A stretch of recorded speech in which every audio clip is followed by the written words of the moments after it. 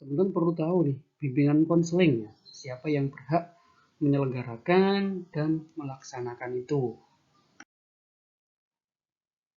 Ya, saya ulangi, penyelenggaraan konseling bisa dilakukan yang pertama oleh orang tua untuk memberikan konseling kepada anak-anaknya di rumah, gitu ya.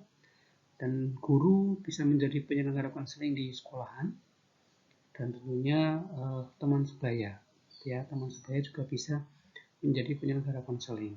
Ya.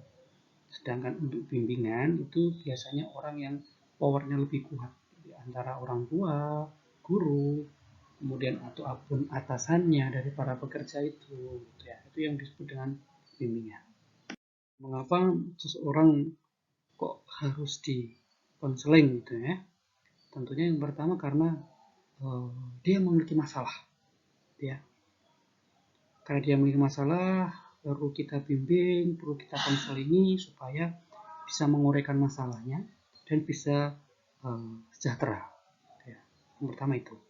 Yang kedua, seorang siswa yang berprestasi. Gitu ya.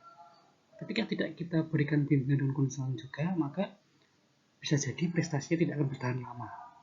Gitu ya. Ataupun prestasinya akan disalahgunakan misalnya. Makanya perlu juga untuk diberikan bimbingan dan konseling.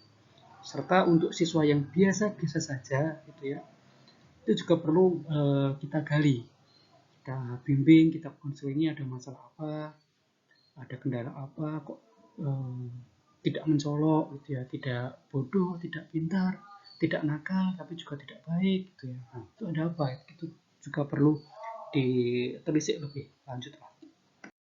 Kemudian kapan pelaksanaan konseling itu? Ya.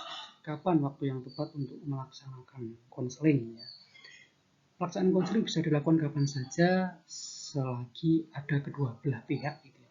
Ada konselor, ada kliennya atau konseli, gitu ya. Bisa dilakukan waktunya siang, pagi, malam, itu monggo, terserah, tergantung kenyamanan kedua belah pihak itu, gitu ya.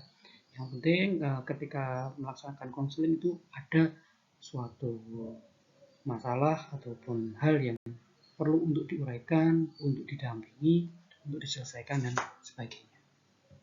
Seperti yang saya katakan di slide sebelumnya ya, pelaksanaan konseling itu dilakukan ketika ada yang membutuhkan. Waktunya kapan saja itu diperbolehkan. Bisa konseling secara individual, bisa konseling secara kelompok. Yang bisa dikatakan konseling kelompok itu minimal ada 3 orang atau lebih, itu juga bisa dikatakan dengan konseling kelompok. Nah, kemudian pelaksanaan bimbingan konseling ini ada 3 macam. Itu yang pertama ada yang terstruktur maupun tidak terstruktur.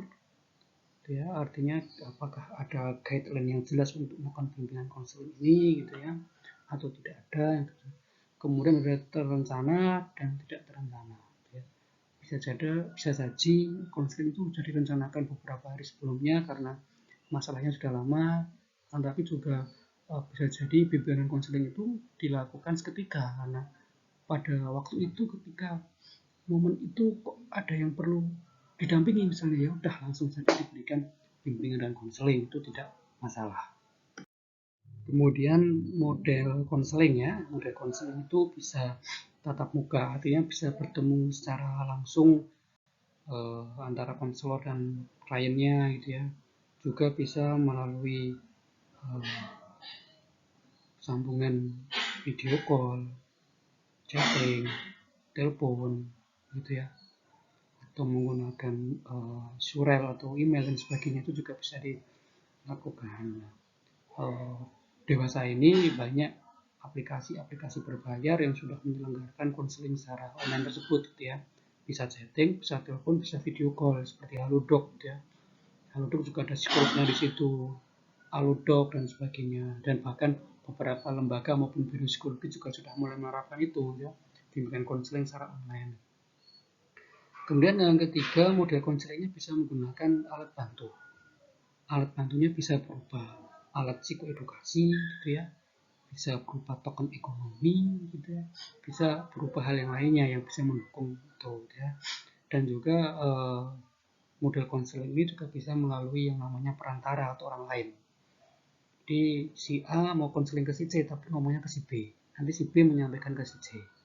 Kemudian nanti si C sebagai seorang konselor menyampaikan gambarannya, sarannya dan sebagainya melalui si B. Si B baru menyampaikan lagi ke si A. Nah, model konseling yang seperti ini yang melalui perantara orang lain ini sangat tidak disarankan karena nanti hasilnya bisa bias.